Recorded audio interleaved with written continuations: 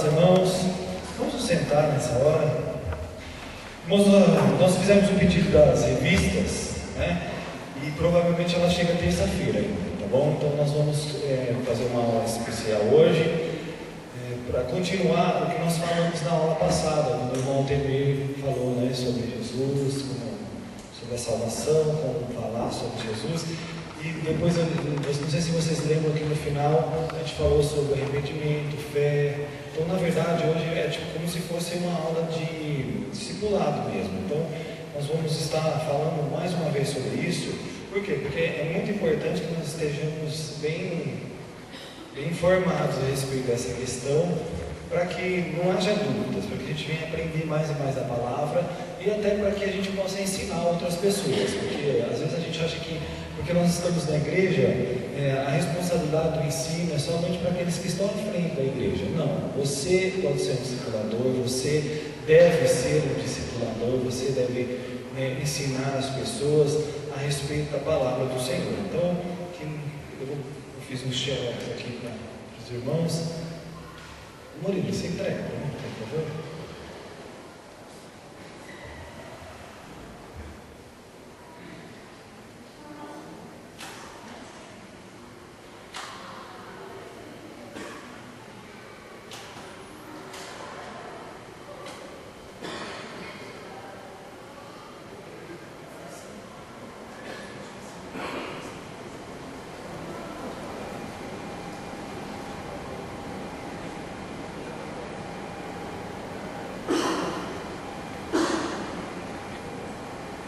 Neto, abre as portas, por favor, para trocar o ar aqui dentro. Obrigado, viu? E aí nós vamos falar sobre um novo nascimento, né? Porque para alguns, o simples fato de aceitar Jesus, né? Está ótimo, já estou, beleza, já está ótimo. Mas a Bíblia não fala isso. A Bíblia fala que é necessário que haja um novo nascimento, ok?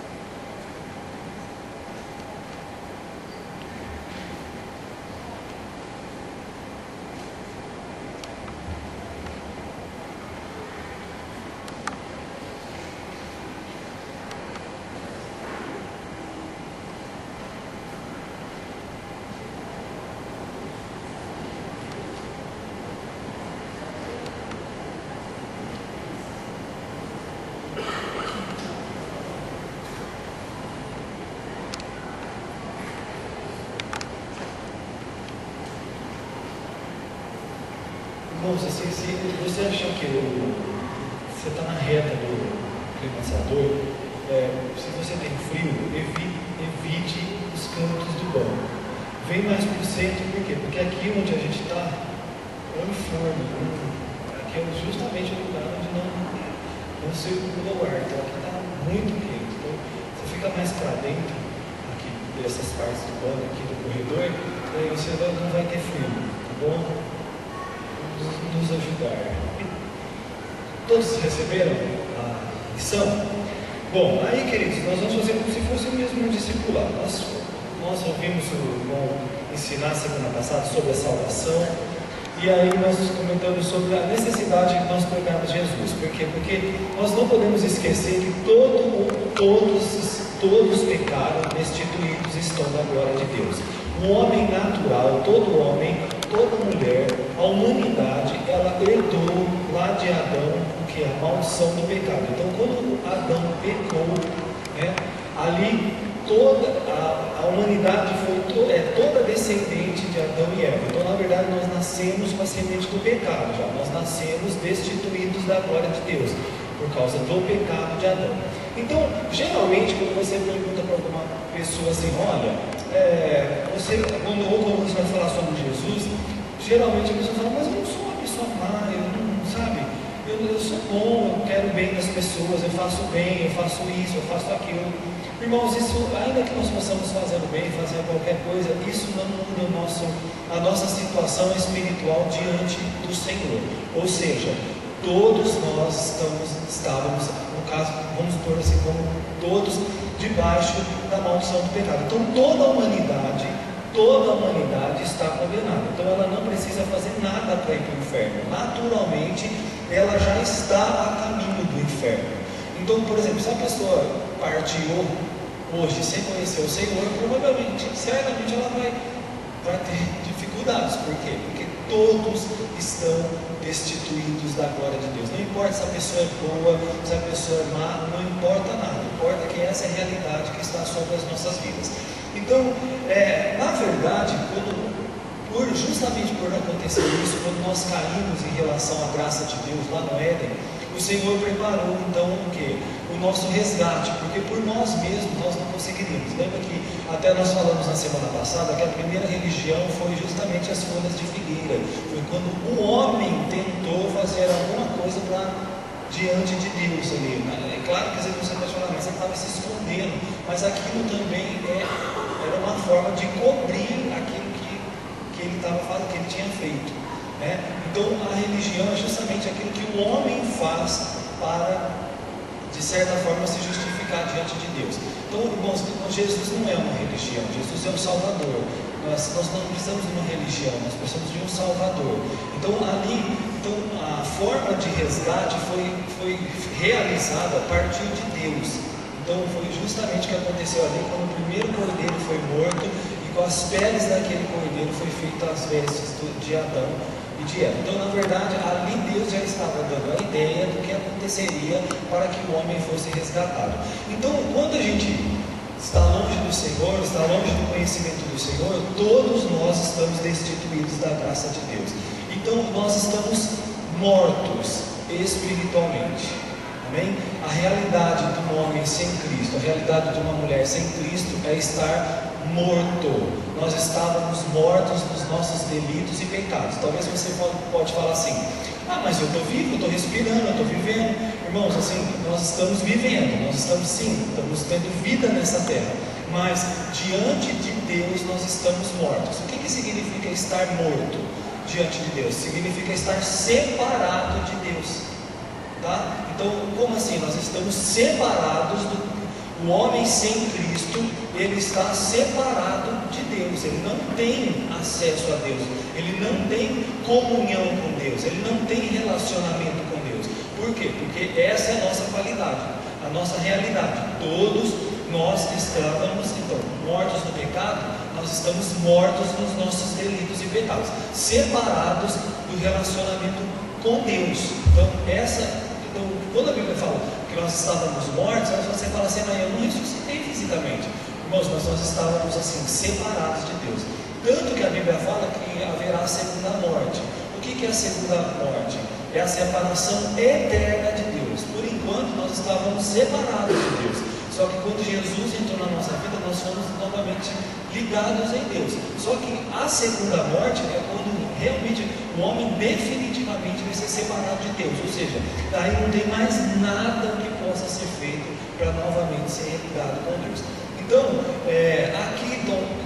vamos partir dessa ideia, que nós não conhecíamos ao Senhor, nós estávamos separados do Senhor, nós estávamos vivendo a nossa vida natural, normal, trabalhando, fazendo todas as coisas que o mundo está fazendo normal e acha normal, e essa era a nossa realidade. Só que aí alguém chegou e veio falar para nós da palavra de Deus, veio nos ensinar sobre a salvação, sobre o Cristo, porque Jesus é a salvação. Ele veio, porque como foi falado até na aula passada, né? Porque Jesus disse o que? Eu sou o caminho, a verdade e a vida. Ninguém vem ao Pai senão por mim. Então ali quando o Senhor disse isso, Ele já deixou bem claro, especificado, que eu creio que muitos de nós viemos de outras denominações, nem sempre evangélicas, e nós vamos colocar, quando você era católico, por exemplo, você tinha o hábito de pedir para João, Sebastião, Antônio, Maria. Por quê? Porque você tinha o entendimento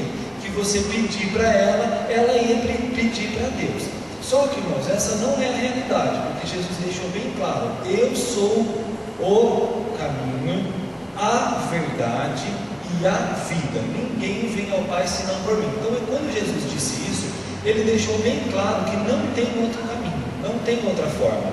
Então, quando Ele pôs o, ali quando Ele colocou o artigo definido antes dessas caminho, verdade e vida, sobre esse substantivo, você pode ter certeza que Ele já definiu que único, não tem outro. Ele não falou eu sou um caminho, uma verdade e uma vida. Ele falou eu sou o caminho, a verdade e a vida. Então, quer dizer, ali Ele já determinou e deixou bem claro para nós que não existe outro nome. Mas e agora? Irmãos, é a palavra de Deus. Me mostra na palavra onde tem base para que eu possa acreditar no Sebastião, no Antônio, na Maria, como intercessores por nós. Não existe. Agora, na Bíblia só existem palavras que nos mostram Jesus como o único intermediário. Ele disse: eu sou o caminho, a verdade e a vida. E também, quando a palavra lá em Timóteo diz assim: porque só há um mediador entre Deus e os homens, Jesus Cristo, homem. Então, quando ele fala que só há um intermediário, só há um intermediário, ele fala que só há um caminho. Entre nós e Deus só tem um que pode nos livrar, e esse é o Senhor Jesus. Então, eu creio que, irmãos, isso assim, quando a gente descobre isso, a gente fica também assim, é um misto, assim, é a mesma coisa de coisa boa, mas ao mesmo tempo você fica revoltado, porque você fala assim: nossa, eu fui enganado até hoje, mas pelo menos a verdade nos liberta, irmãos. Então eu sei que às vezes é até difícil acostumar com isso, irmãos, mas essa é a realidade. Só há um intermediário entre Deus e os homens, Cristo Jesus, é somente Ele, não tem outro nome. Então aí nós vamos ver exatamente, então, que nós precisamos entender, porque nós chegamos aqui com esse entendimento muitas vezes errado, e nós precisamos agora aprender sobre Jesus. Por isso que a igreja vai falar somente Jesus. Por quê? Porque Jesus é o Salvador que Deus preparou para nós. Então, glória a Deus por isso. Aqui na lição 2 do discipulado, a primeira aula vai falar sobre o pecado, que todos nós estávamos sob a maldição do pecado, todos os pecados estão destituídos da glória de Deus. Então, na verdade, a lição 1 ela mostrava para nós a nossa situação realmente sem Cristo. Hoje, irmãos, infelizmente, nós vemos que, às vezes, na hora de pregar Jesus para as pessoas, nós sempre falamos que Jesus Ele vem para solucionar os nossos problemas. Às vezes a gente coloca: Ele vem para, Ele vai restaurar a sua casa, Ele vai restaurar a sua vida, Ele vai fazer isso, Ele vai fazer aquilo. Mas a maioria das vezes nós esquecemos de trazer uma realidade, bater numa determinada realidade a respeito da vida daquela pessoa. Qual vida? Olha, querido, você precisa se arrepender. Você precisa entender que você está debaixo da maldição do pecado. E hoje nós temos vivido uma vida de pecado. E isso é abominável ao Senhor. Deus, assim, irmãos, às vezes a gente sempre acaba pregando Jesus, sempre ligado a benefícios e coisas boas que Ele possa fazer por nós. Mas nós esquecemos de falar para a pessoa: olha, você é um pecador, nós somos pecadores. E isso é uma das maiores causas de nós estarmos longe do Senhor. Por quê? Porque o Senhor não tem nada a ver com o pecado. Então a gente acaba sempre trazendo Jesus como a solução de algumas coisas, menos da pior, vamos dizer assim, que seria mais importante nós falarmos. Meu irmão, o Senhor veio para te libertar do pecado, porque, irmãos, o pecado nos escraviza. E por quê? Porque hoje, aí fora, você falar que determinadas coisas são pecados, eles vão falar assim: que mundo você está? Que era que você está? Isso aí é normal agora. Isso daí você está sendo o quê? O que que é isso aí? Por quê, irmãos? Porque eles banalizaram algo que não se poderia banalizar, que é algo tão sério, que é o pecado, que nos afasta de Deus, que nos separa de Deus. E Deus, assim, Ele trata pesadamente com o pecado, pode ter certeza disso, tá? Porque lembrando, o que é o pecado? O que é o pecado, irmãos? Você sabe definir pecado?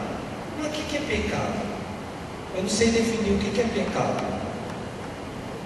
Pecado é não matar. Tá. É matar, aliás. É roubar. É adulterar. Tá, mas por que adulterar, matar e roubar é pecado?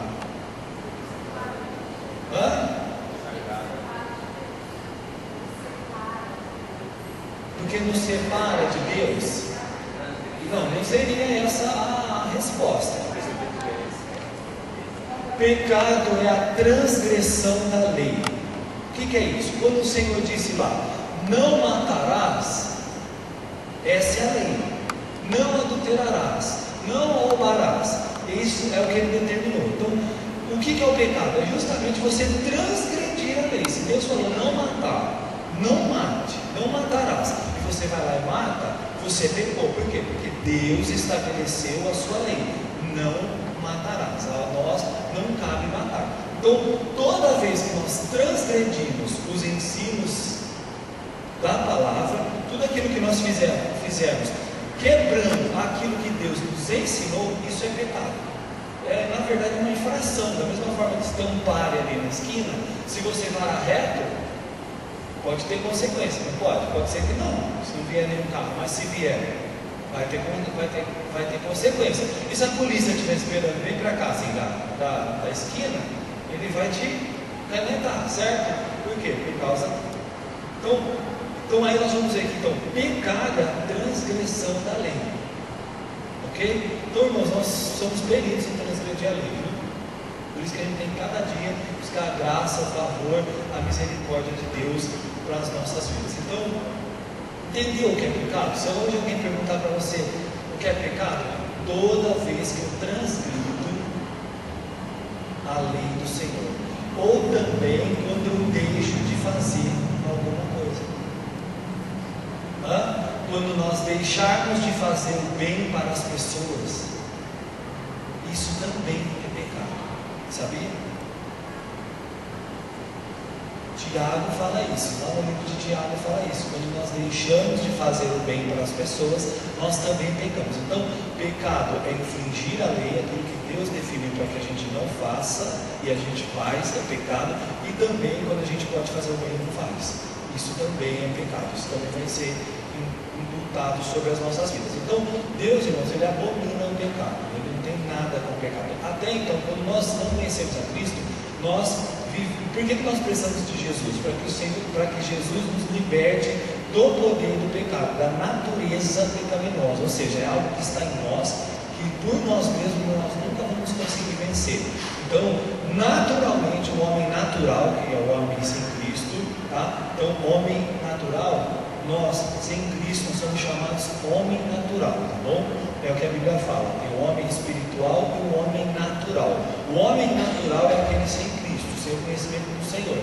E o espiritual é aquele que conhece o Senhor, que conhece a palavra Cristo, que tem Cristo. Então, o homem natural, ele é escravo do pecado, ou seja, ele não consegue se libertar do pecado, porque o pecado faz parte da sua natureza, está nele. É como se nós estivéssemos programados para pecar, ok? E aí, vamos que vamos. Aí na lição ele fala assim, né? Tem aí os textos para ler, e ele fala, guarde no coração. Esse é um texto muito conhecido da palavra, nós sempre falamos em João 1,12, que diz assim: mas a tantos quantos o receberam, deu-lhes o poder de serem feitos filhos de Deus, a saber, aos que creem no seu nome. Então, mas a tantos quantos o receberam, deu-lhes o poder de serem feitos filhos de Deus, a saber, aqueles que creem no seu nome. Então, queridos, por esse versículo nós já podemos perceber também que, embora todo mundo aí fora fala que, não sei se você já ouviu, que eles falam assim, todo mundo é filho de Deus, toda religião leva para Deus, Deus é um só. Não, realmente, Deus é um só. Deus verdadeiro, Criador dos céus, da terra, do mar, é um só. Agora, falar que todas as religiões nos levam a Deus, não é verdade. Somente Cristo pode nos levar a Deus. Foi Ele o caminho que Deus nos deu para ligarmos com Ele. E Jesus é a ponte, tá bom? Que nos liga ao Senhor. E aqui por esse versículo dá para nós entendermos também, quando ele fala assim, mas a tantos quantos o receberam, deu-lhes o poder de serem feitos filhos de Deus. Mas espera aí, se lá fora todo mundo fala que é filho de Deus, para que precisa então? O que significa esse versículo? Isso só mostra para nós, irmãos, pela palavra de Deus, o quê? Que todo mundo é criatura de Deus. Todo mundo é criatura de Deus. Somente quando nós recebemos a Cristo, quando nós entregamos o nosso coração a Ele, quando nós confessamos Jesus e deixamos Ele governar a nossa vida, somente a partir daí que nós nos tornamos filhos de Deus. Então, quando alguém chegar para dizer, nós somos tudo filho de Deus, não é bem assim não. Filho de Deus é aquele que entregou a sua vida para Jesus. Jesus é o Senhor da sua vida. Senhor, porque às vezes a gente fala assim, Ele é o Senhor e Salvador. A Bíblia não fala que nós temos que confessar Jesus como Salvador. A Bíblia nos ensina a confessar Jesus como Senhor, Senhor da nossa vida. Quando Ele é Senhor, automaticamente Ele se torna Salvador também. Tá? Então nós não reconhecemos Jesus como Salvador, nós reconhecemos Jesus como Senhor das nossas vidas. Quando nós declaramos para Ele, Senhor, olha, Tu és o Senhor da minha vida, agora eu sou Teu escravo, eu sou Teu servo, e agora o Senhor faz na minha vida o que o Senhor quiser. Então, quando nós confessamos a Cristo, nós estamos dizendo para Jesus que agora não é a nossa vida mais, é a vida que Ele tem para nós.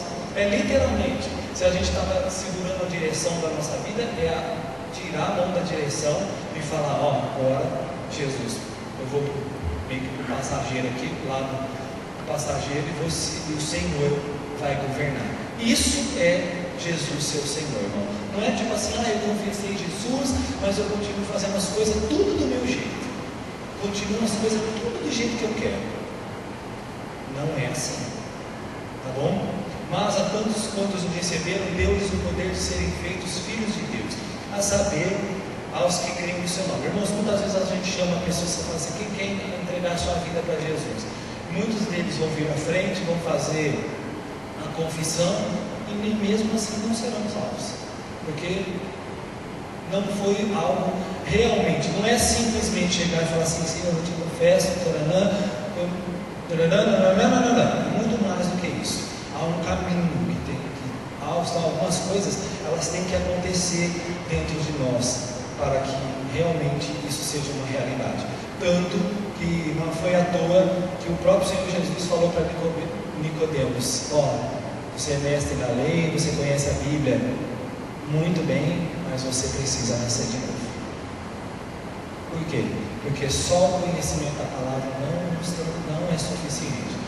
Tem que haver transformação. A pessoa pode aceitar Jesus, mas isso tem que ser de fato, de coração.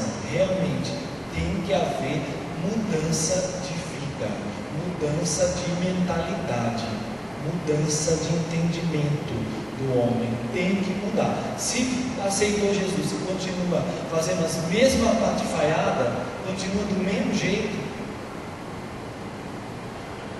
tem que ir próxima oração, tem que se falar, quem aceitar Jesus pode ir lá levantar a mão de verdade, até realmente haver alguma mudança interior aí que tem que acontecer, ok?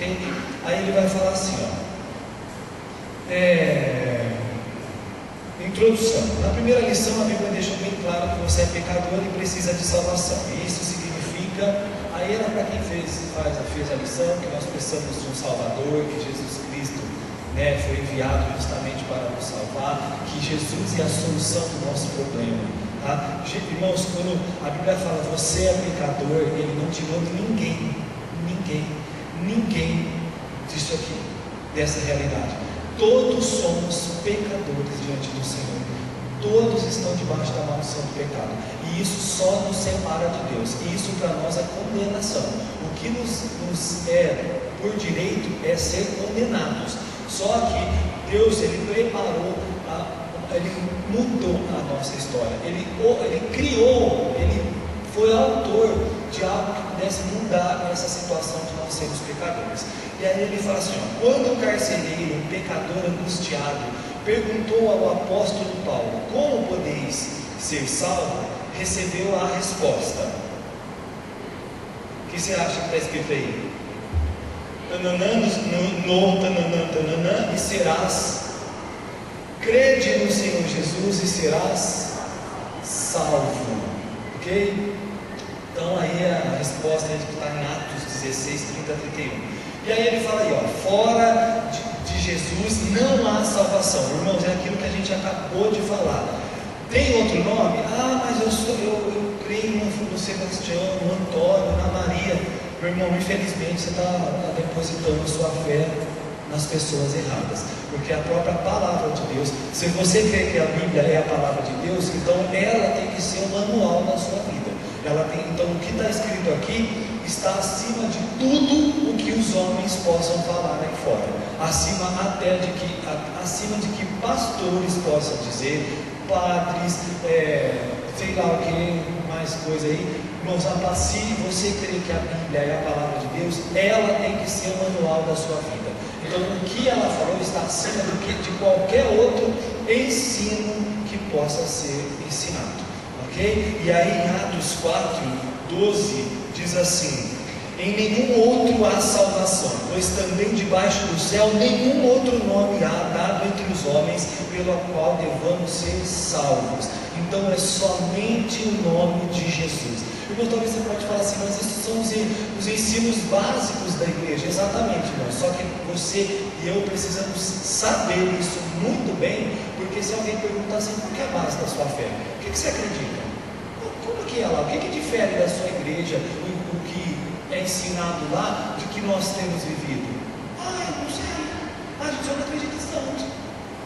Isso não é base, irmão, para base de cristianismo, base de fé.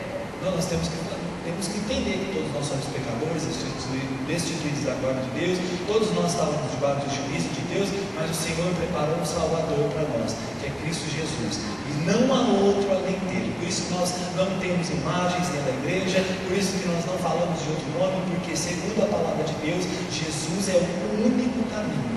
Tem até uma música do Cris Duran que fala, Jesus, eu sei, és o único caminho para mim, né? Então nós vamos dizer assim, isso nós precisamos saber. Mas você sabe isso? Não, você tem que saber isso. Nós temos que saber isso, porque as pessoas nos perguntam isso, tá bom?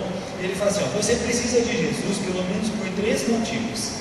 Deus trata o pecador que não se arrepende com grande severidade, tá bom? Aí Mateus 25, 41, ele fala o quê? Que Deus trata o pecador que não se arrepende com grande severidade. Então, para aquele pecador que se arrepende, há esperança, há restauração, há oportunidades de mudança, há o perdão e a graça do Senhor. Agora, o pecador que não se arrepende, pode ter certeza que ele vai ter que se ver com a ira de Deus. Ok? Mateus 25, 41 fala, então dirá também aos que estiverem à sua esquerda, apartai-vos de mim, malditos, para o fogo eterno, preparado para o diabo e seus anjos. Então quer dizer, eu sou pecador, vou continuar nessa vitona mesmo, não quero nem saber, eu não quero saber de Cristo coisa nenhuma. Tudo bem, só que saiba que no final o que você vai ouvir de Jesus é apartai-vos de mim, maldito, para o fogo, justamente o que a Bíblia fala aqui. Para onde? Para onde que vai? Apartai-vos de mim, maldito, para o fogo eterno, preparado para o diabo e para os seus anjos. Então vai lá com eles. É isso que Deus vai falar. Vai lá com eles que você vai. E aí também, por que nós precisamos de Jesus, irmãos? Só o salvo tem entrada no céu. Sabia? Então o céu ele foi preparado, embora a oportunidade foi dada para todos, foi aberta para todos, só vai entrar lá quem aceitou essa oportunidade. Uma vez uma pessoa disse, eu achei interessante que ele falou assim, que a pessoa fala que a vida inteira ela não quis Jesus, aí só que na hora da morte ela vai querer estar com ele. Não, você se você não quis ter o desprazer de ter Ele na sua vida, você também não vai ter o desprazer de ter a eternidade inteira. Não é? Não é?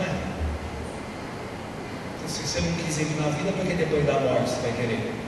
Não é? Então você não vai ter o desprazer também de ter depois da morte. Então, nós precisamos de Jesus, porque para entrar nos céus é somente por Jesus.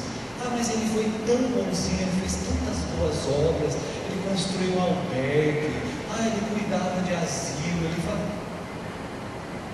que bom que ele fez tudo isso, mas não é isso que vai levar para o céu, é somente o Jesus, amém? E também, porque o terceiro motivo é que somente o salvo pode servir a Deus. Por quê? Por quê, irmão? Por que só o salvo pode servir a Deus?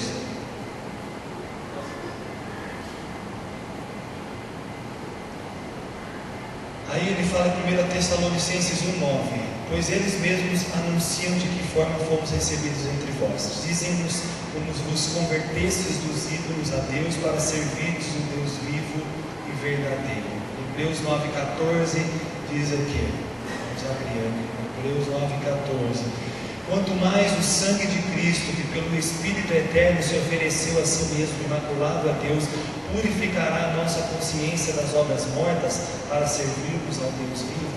Irmão, porque quem está morto espiritualmente não pode servir a Deus. Lembra que o que é estar morto? Estar morto é estar separado de Deus. E alguém que está separado de Deus pode servir a Deus? Não tem como. Então, será que nós precisamos de Jesus? Nós necessitamos de Jesus. Gente, Jesus é o único caminho que nos religa com o Pai. Que nós estávamos todos separados do Senhor, todos sem exceção. Então, quer dizer, por causa do pecado lá do Éden, todos nós estávamos nessa condição.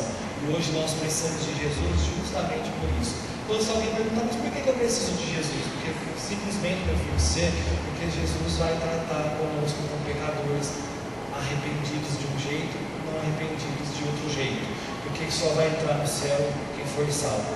E só pode nos salvar Jesus Cristo. E também por que eu preciso de Jesus? Porque se eu não for salvo, não tem como eu servir a Deus. Porque nós estamos mortos espiritualmente. O que é estar morto espiritualmente mesmo? Separado de Deus. Deu para você recordar isso? Fixar isso? E aí, irmãos, aí ele vai falar assim, mas então o que fazer? Aí é onde a gente vai entrar a parte que nós vamos falar sobre o aceitar a Cristo, quando nós levamos a Cristo. E aí ele fala assim, as Escrituras não deixam dúvidas, elas têm uma resposta pronta, simples e clara para o seu questionamento. Veja na sua Bíblia, a salvação envolve vários aspectos, e você precisa conhecê-los. Então, os aspectos da salvação. Você quer aceitar Jesus? Fulano, eu quero. Vai, eu estou correndo atrás de você. Vai falando assim, eu te confesso Jesus, eu te confesso Jesus. Não sei o que lá, faz aquilo lá. Não é tão simples falar, eu te aceito, não. Alguns aspectos ele tem que acontecer dentro de nós. O primeiro deles, ele fala aí, o primeiro deles. Irmãos, o processo de salvação, ele começa com o que? Arrependimento. Por quê? Você acha que eu aceitar Jesus, eu vou me importar com Jesus se eu amo a vidona que eu levo? Não. A salvação, a Bíblia, a mensagem de Jesus foi arrependei-vos e crede no Evangelho. A mensagem de João Batista foi arrependei-vos. A mensagem de Pedro foi arrependei-vos. Arrependei-vos. O que significa isso? E aí ele vai falar assim, no dia de Pentecostes, após o sermão de Pedro, as pessoas que ali se encontravam perguntaram, o que faremos, irmãos? Atos 2,37. E Pedro respondeu, o que ele fala? Arrependei-vos e cada um de vós seja batizado em nome de Jesus Cristo. Então, qual que é a primeira mensagem de salvação? Arrependimento. Não, você pode ir para a igreja, você continua fazendo tudo que você... Nossa, Jesus é moderno, filho, você não tem noção. São outros tempos. A mensagem da salvação ainda é: arrependei-vos. E o que significa arrepender? Irmãos, arrepender não significa assim, no Velho Testamento significa assim, que o arrependimento era demonstrado muito principalmente por choro, rasgar das vestes, assim, a humilhação, né? Se colocar em humilhação, é a tristeza pelo pecado. Nós podemos falar assim: é a tristeza pelo pecado? Pode-se falar, mas não é suficiente. Não adianta a gente falar assim: ai Senhor, eu me arrependo, olha Senhor, eu me arrependo de tudo que eu fiz lá atrás, e aí continua fazendo tudo de novo. Que arrependimento é esse? Irmãos, o arrependimento que Jesus está falando aqui é a mudança de vida. Arrependei-vos, ou seja, sofrer pelo pecado que foi lá atrás, sim, só que a partir de agora o meu entendimento é outro. Há uma mudança de mentalidade chamada metanoia. Metanoia é a palavra. Esse arrependimento que a Bíblia está falando aqui vem da palavra metanoia, do grego metanoia, que significa mudança de entendimento. Mudança de entendimento. Ou seja, a partir daqui a gente passa a ver o pecado diferente. O pecado não é mais gostoso, não é mais legal, eu vou continuar vivendo isso. O pecado me separa de Deus. Agora eu não posso mais viver essa vida, não faz mais parte de mim essa realidade. Então, não, o arrependimento verdadeiro, ele existe quando nós mudamos de vida. A Bíblia, quando nós temos que falar de Jesus, você tem que falar de mudança de vida. Meu irmão, você tem que se arrepender.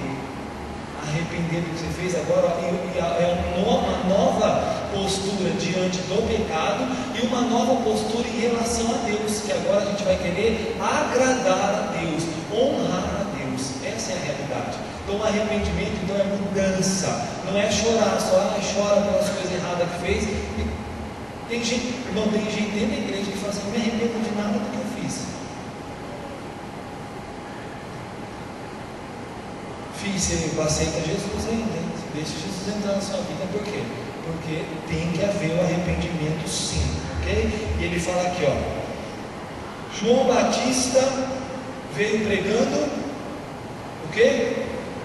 Arrependei-vos, né? Porque está próximo o reino dos céus. Jesus pregou: o tempo está cumprido e o reino de Deus está próximo. Arrependei-vos e crede no Evangelho, certo? Então essa é a mensagem primordial. Esse é o primeiro aspecto da salvação: arrependimento. É olhar para a nossa vida e falar: Senhor, me perdoe de tudo que eu fiz até hoje. Eu me arrependo, Senhor. Ou seja, eu deixo tudo isso. Eu vou deixar tudo isso e te confesso como Senhor na minha vida. Aí, irmãos, ele vai falar assim, leia o texto de Mateus 21, 28, e você vai entender melhor o sentido de arrependimento. Mateus 21.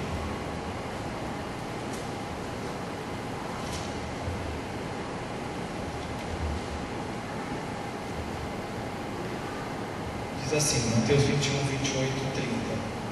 O que vos parece? Um homem tinha 2 filhos. Dirigindo-se ao primeiro, disse: Filho, vai trabalhar hoje na vinha. Respondeu ele: Não irei. Mais tarde, porém, arrependeu-se e foi. Então o pai se dirigiu ao segundo filho e disse a mesma coisa. Respondeu ele: Eu vou, Senhor, mas não foi. Está entendendo? Filho, vai para a vinha. Não. E se arrependeu. Foi, mudou de atitude, mudou de postura, ok? Isso é arrependimento, ok? Porque ele poderia só chorar em casa: eu falei não para o meu pai. Não, ele se arrependeu e foi. Ele foi, mudou aquela situação, ok? E aí ele vai falar assim: arrependimento é uma mudança de pensamento e e de atitude em relação a Deus e a sua palavra. É uma mudança de pensamento e de atitude em relação a Deus e a sua palavra. Irmãos, isso aqui é o básico que a gente tem que saber, viu? Isso é o básico que você tem que saber para você pregar o Evangelho também. Para você instruir a pessoa que você vai levar o Evangelho sobre a necessidade de Cristo. Como fazer?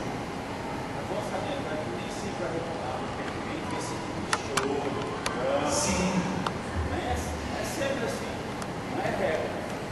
O rapaz mudou de ideia, arrependeu-se, Mudou de ideia.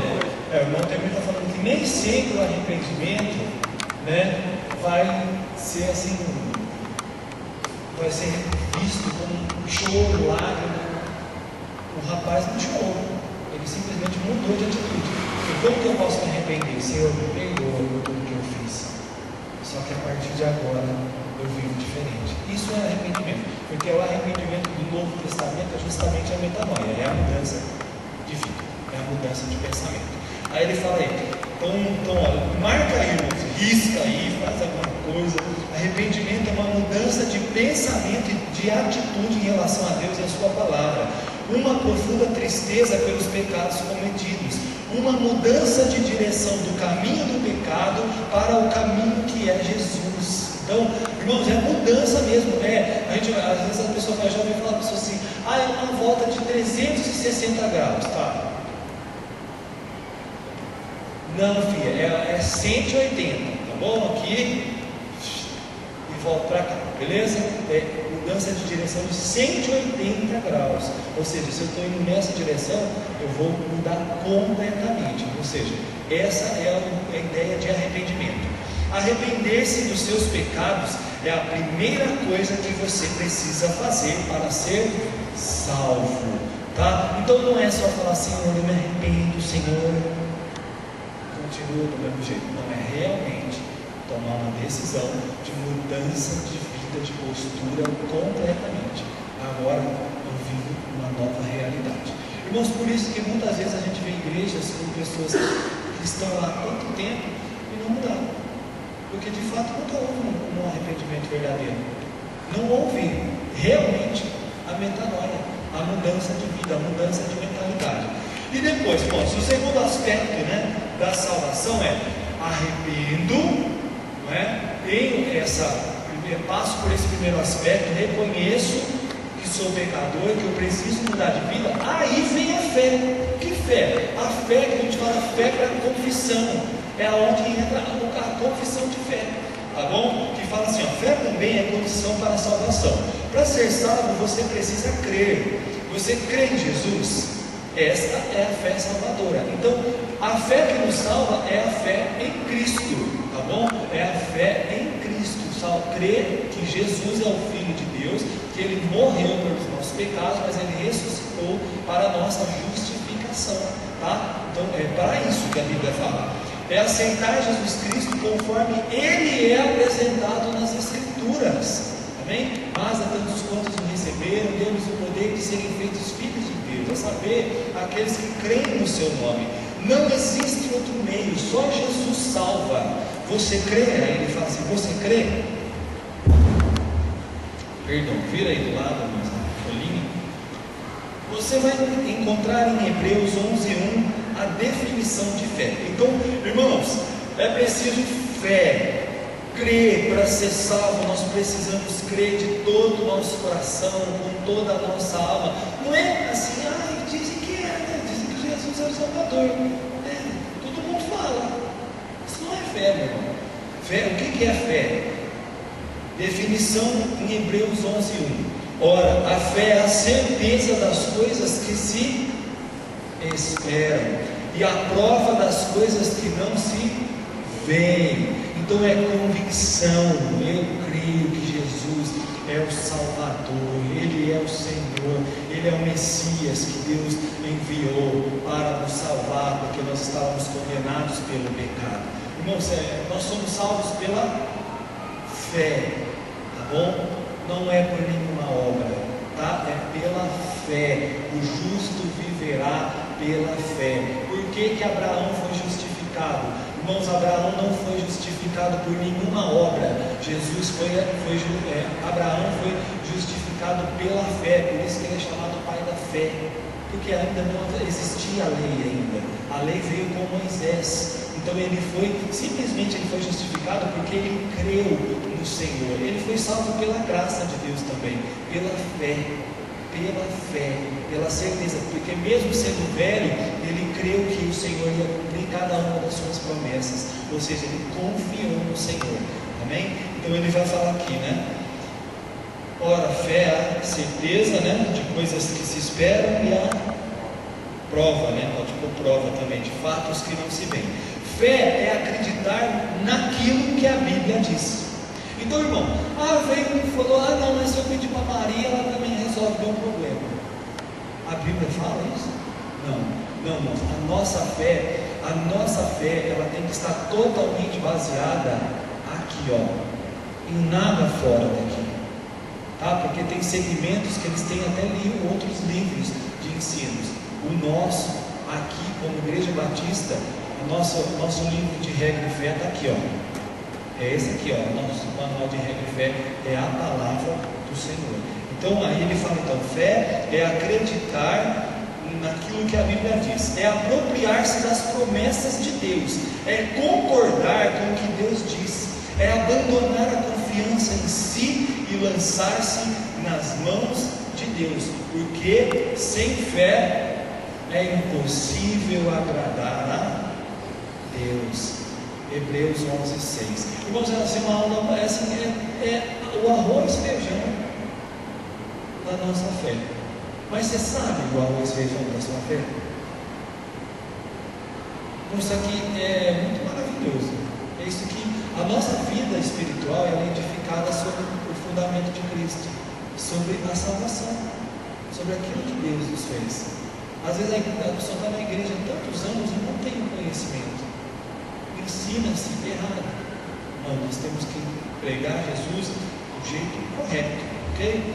Jesus é o autor e o consumador da nossa fé. Hebreus 12:2. Guarde sua fé, ou seja, fique firme com ela, proteja a sua fé. Não deixe que nada venha abalar a sua fé. Por quê? Porque ela é a maior herança que você recebe e pode deixar para outros, a partir do momento em que prega o Evangelho do Reino.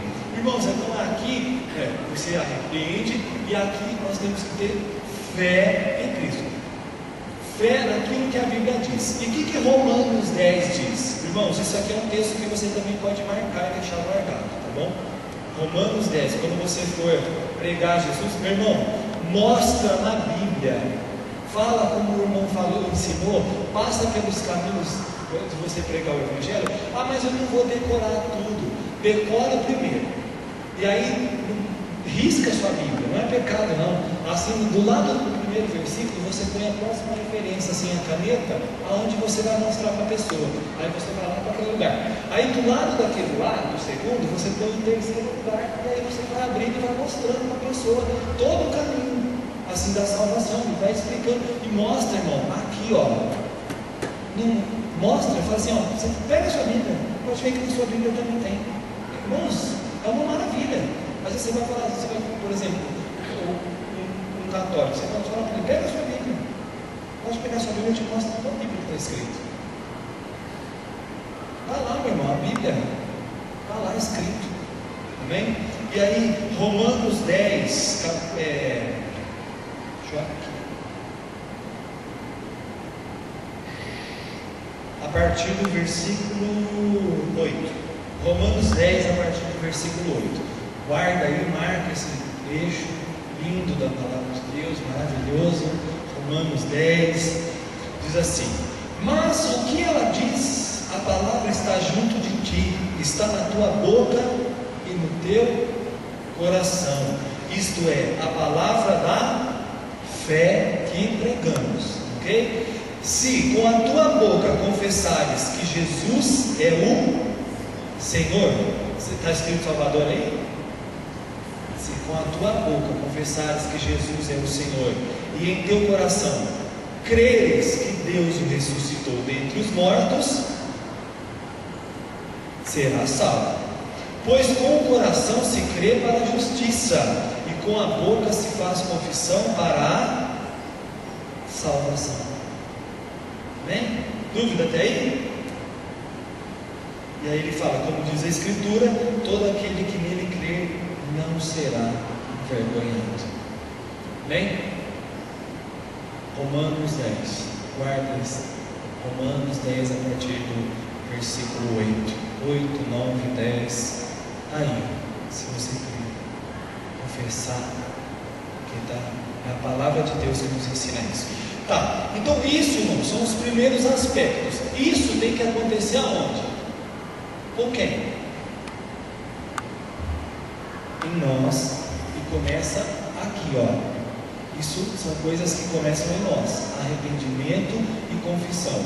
Essa é a nossa responsabilidade para sermos salvos. Começa com um sim do Senhor, por o nosso coração se inclinar para o Senhor. Então, arrependimento e fé. Depois que isso aconteceu, que nós nos arrependemos e confessamos Jesus como Senhor da nossa vida de verdade, o que acontece? Aí, irmãos, acontece o sobrenatural.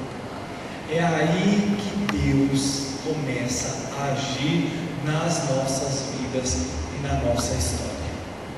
Amém?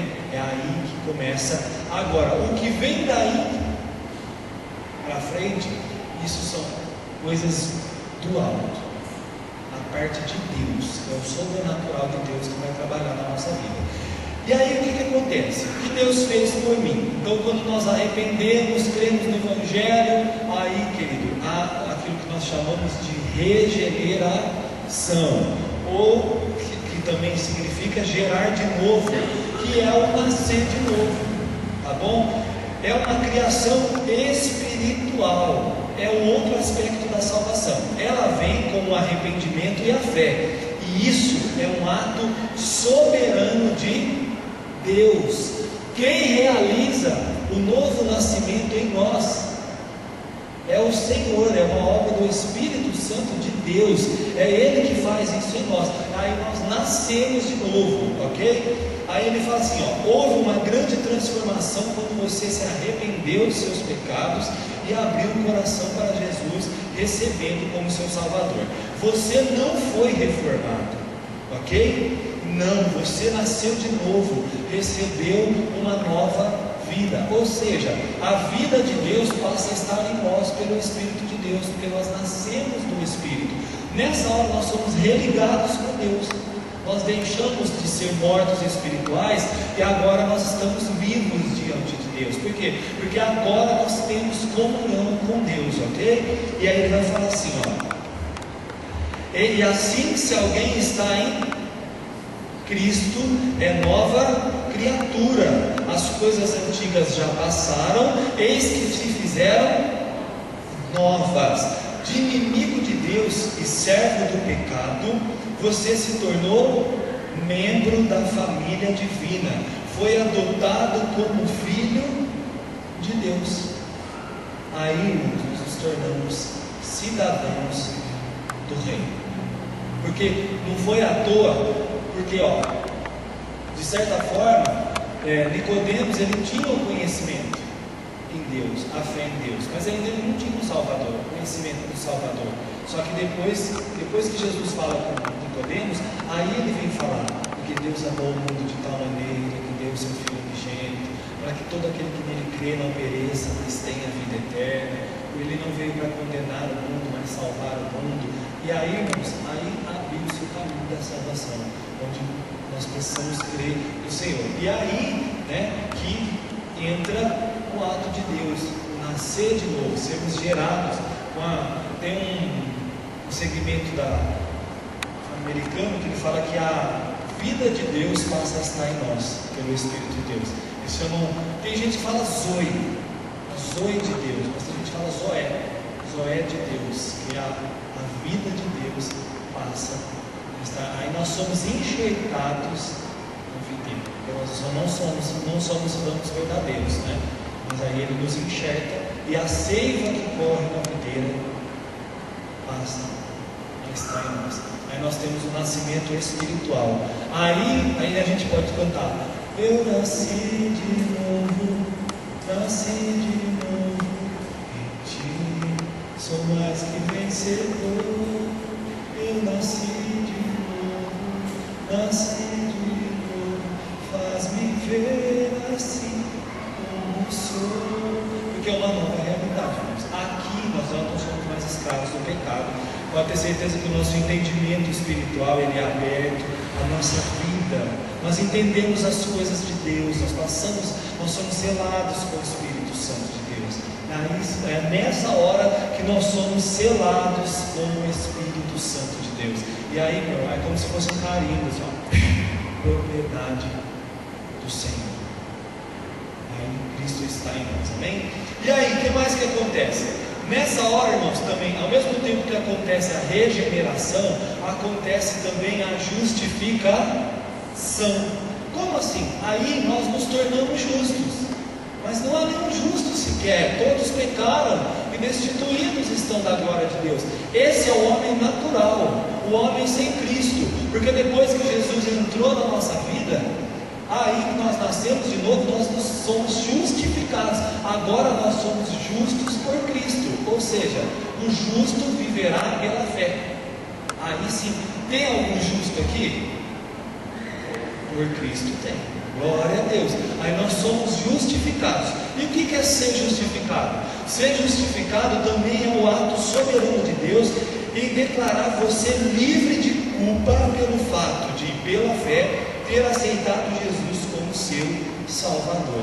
Então, é o que a gente fala, a cédula que era contra nós foi rasgada, ou seja, nós tínhamos uma dívida diante de Deus por causa dos nossos pecados. Então era como se fosse uma promissória. Vamos usar um exemplo.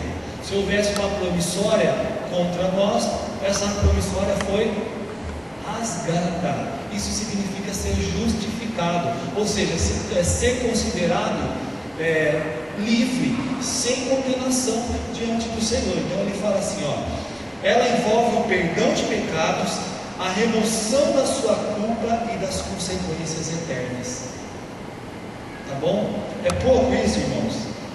Perdão de pecado, tudo que nós fizemos foi apagado. O que mais?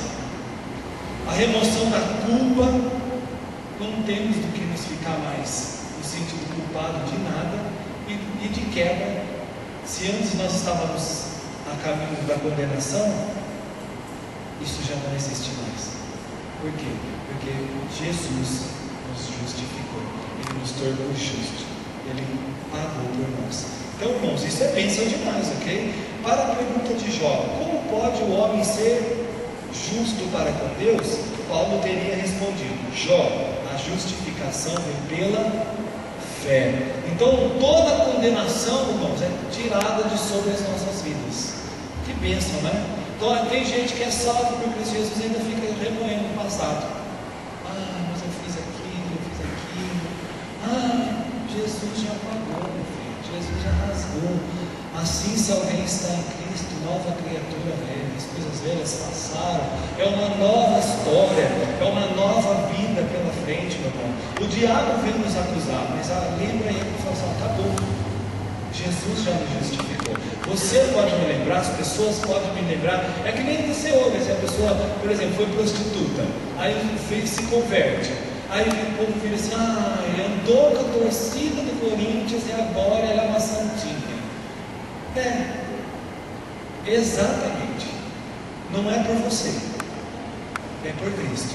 Foi Ele que rasgou a cédula, a condenação dela. Às vezes o povo culpa ela e essa pessoa está mais condenada que ela, porque ela já foi justificada. Ela já foi, a culpa já não existe mais. A justificação livra você da culpa, traz paz ao seu coração e lhe dá o direito e a garantia da glória futura. Amém, irmãos? Irmãos, aqui também, aí não tem nessa lição, mas também nós somos adotados como filhos, tá bom? Aqui também entra a adoção.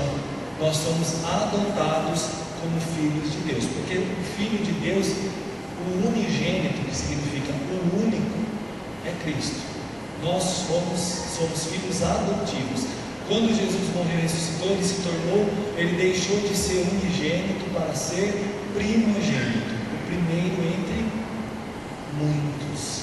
Amém? Então nós somos adotados como filhos de Deus. Romanos 8,15 diz assim, pois não recebestes o espírito de escravidão para outra vez estardes em temor, mas recebestes o espírito de adoção, pelo qual clamamos Abba Pai. E aí ele fala aqui embaixo, o mesmo Espírito testifica com o nosso Espírito que somos filhos de Deus. Amém? Essa é uma certeza que nós vamos ter, que nós somos filhos de Deus. Gálatas 4, já estamos acabando.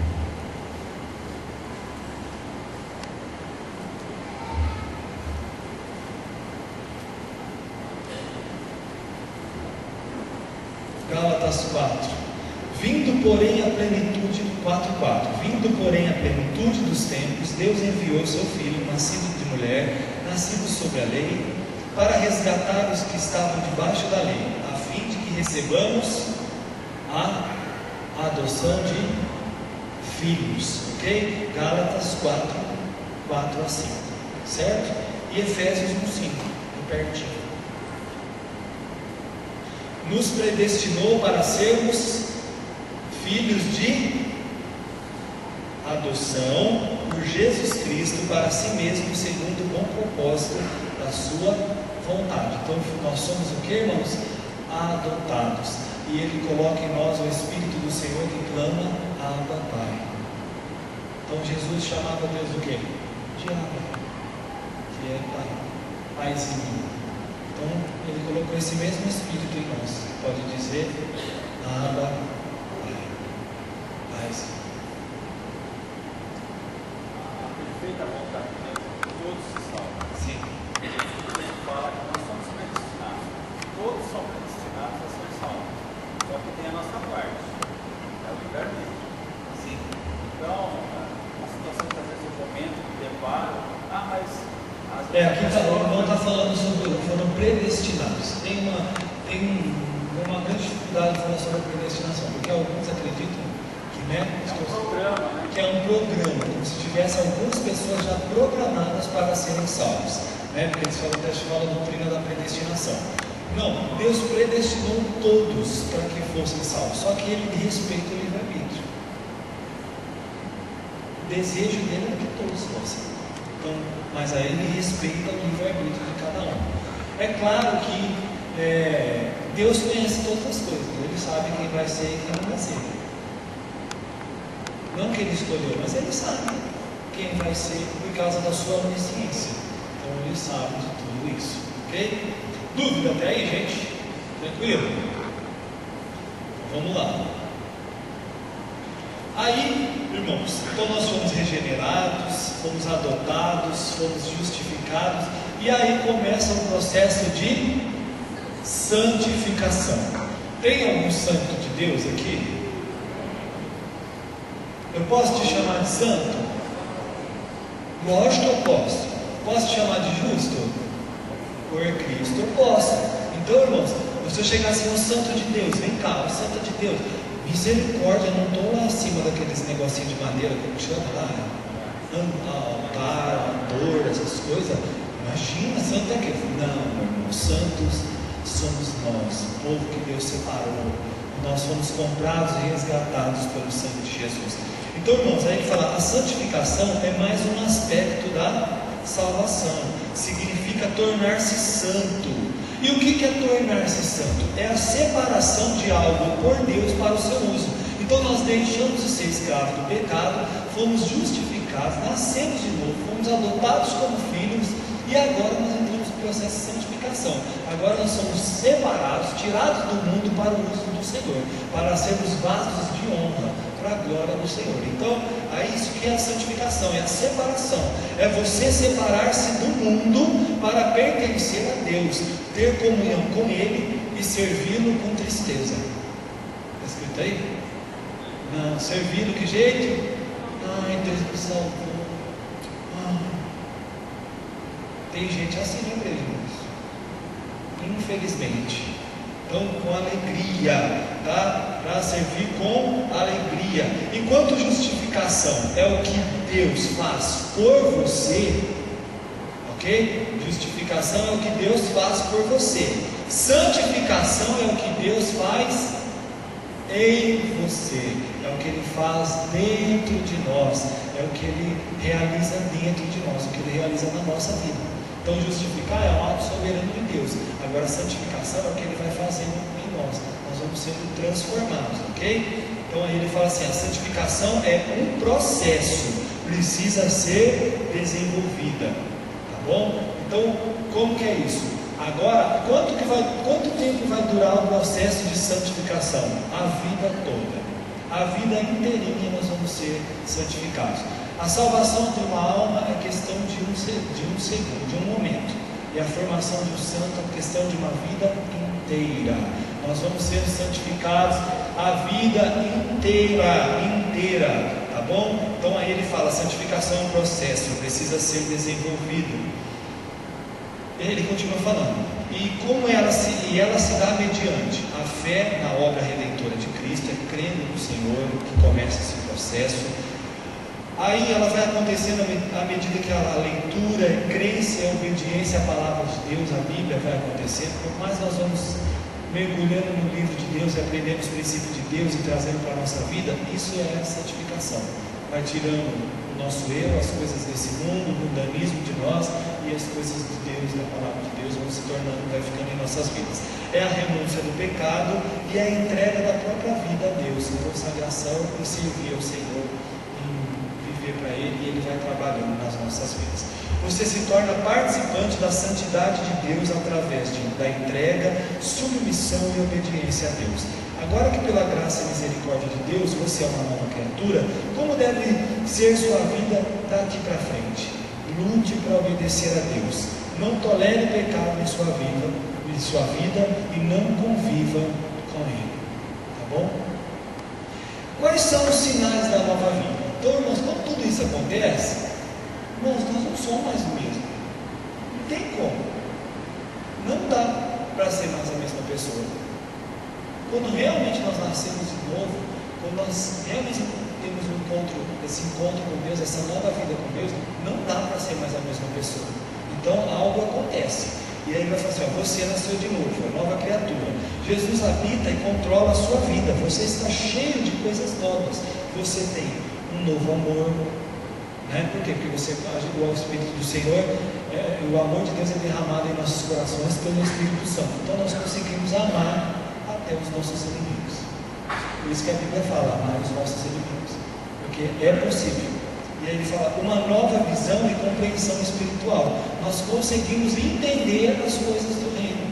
Nós conseguimos entender as coisas do Espírito, as coisas da palavra de Deus, porque a nossa mente se abre para a realidade espiritual, porque agora nós somos homens e mulheres espirituais, ok? Nós nascemos do alto. E uma nova atitude, temos também uma nova atitude para com o pecado. Irmãos, nós não aceitamos mais, nós não brincamos mais com o pecado, nós vivemos para agradar o Senhor. A gente não brinca com o pecado porque a gente sabe muito bem o que ele significa e o que ele pode fazer nas nossas vidas. Então é uma nova realidade em relação ao pecado. E também há uma nova disposição para obedecer a Deus. Nós não obedecemos por sacrifício. Ai, que peso que é obedecer a Deus. Meu Deus do céu. Quem tem a essência de Deus dentro dele, obedece a Deus por amor. Simplesmente por amor. Por gratidão. Porque certamente o Espírito de Deus conduz a uma nova realidade de vida. Não é um peso servir a Deus. É um privilégio muito grande que nós temos hoje. Amém? E aí ele vai falar aqui, você precisa também de um novo olhar. Permaneça olhando para Jesus, pois ele é o autor e o consumador da fé. Querido, agora nessa nova vida, você e eu temos que olhar para Jesus. Por quê? Porque os homens podem nos decepcionar, as pessoas podem falhar. Nós não ficamos, assim, blindados contra o pecado. Nós vamos lutar, mas ainda vai haver falha. As pessoas não são transformadas assim de um dia para o outro, está perfeita. Não, é um processo que vai durar a vida inteira. E às vezes você pode se decepcionar. Mas aqui ele fala, não olhe para isso. Olhe para Jesus. Que os seus olhos, que os nossos olhos estejam sempre firmados em Jesus. Que Ele é o autor e o consumador da nossa fé. Foi Ele que fez tudo para nos salvar. Então é Ele que nós devemos olhar. Porque o diabo, seu adversário, anda ao seu redor, rugindo como um leão, procurando lhe tragar. Ó, pegando tudo isso, hein? O que Paulo registrou em Romanos 3:23 é verdadeiro o tempo todo. Ok? Romanos 3:23.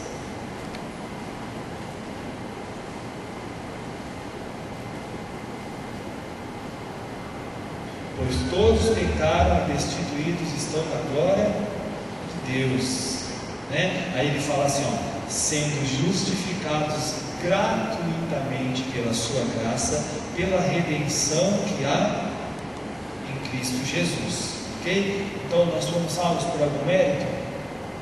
Não. Porque a gente foi bonzinho? Não. Foi única e exclusivamente pela graça do Senhor. Ele teve misericórdia de nós. Ele teve compaixão de nós, porque Ele viu o nosso estado miserável e fez alguma coisa para mudar a nossa vida. Amém? E aí ele continua dizendo aí, né? Por isso, cuidado, não tire seus olhos da pessoa de Jesus. Sempre olhando. Irmãos, às vezes as pessoas podem nos decepcionar dentro da igreja, as pessoas podem nos decepcionar lá fora. Lembra que estão destituídos da glória de Deus, estão separados de Deus. O que a gente vai esperar de alguém que é, vamos dizer assim, fantoche do diabo? O diabo faz o que quer. A gente tem que olhar para Jesus, tá? Olhando firmemente para Jesus, autor e consumador da nossa fé.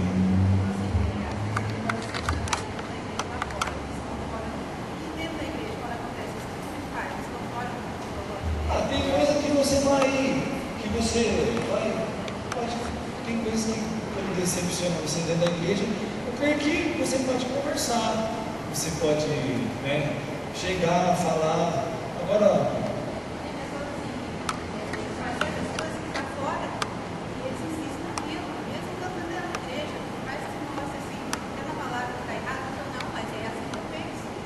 não, mas assim, por isso que tem os líderes, né, para pôr as coisas em ordem, e também, eu creio que o próprio Deus trata também. Tem coisas que vai ser o próprio Deus que vai tratar. Bom, mas a gente está, todos nós estamos nesse processo, todos nós estamos, aqui não tem pessoas perfeitas, nós estamos rumo à perfeição. Sim.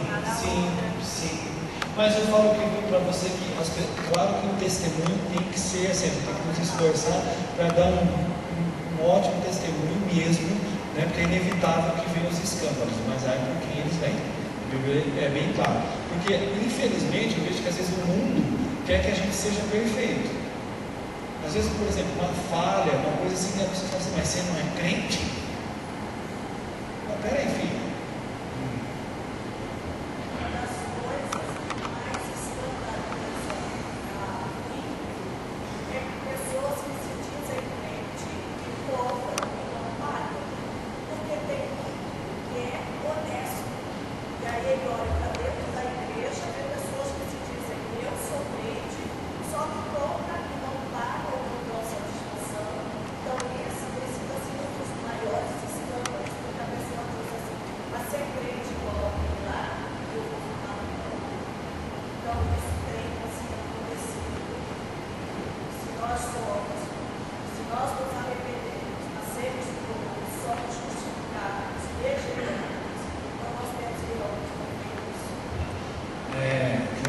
Que um dos maiores escândalos assim, em relação à igreja é justamente quando o cristão compra e não paga.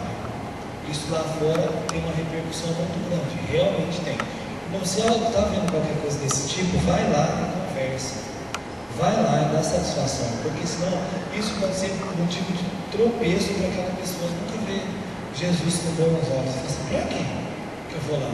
Então é melhor assim, eu sei que essas coisas acontecem, mas vai lá, conversar, conversa com a pessoa, fala, olha, eu estou passando por um momento difícil, mas eu vou pagar você. Ah não, Jesus, perdoa meus pecados e minhas dívidas. Mas onde está o problema, ele não foi perdoado ainda. Tá bom? Então procure dar um bom testemunho, em nome de Jesus. Ele fala assim, ó, na sua casa, na escola, no trabalho, na roda dos amigos, você tem demonstrado que é uma nova criatura?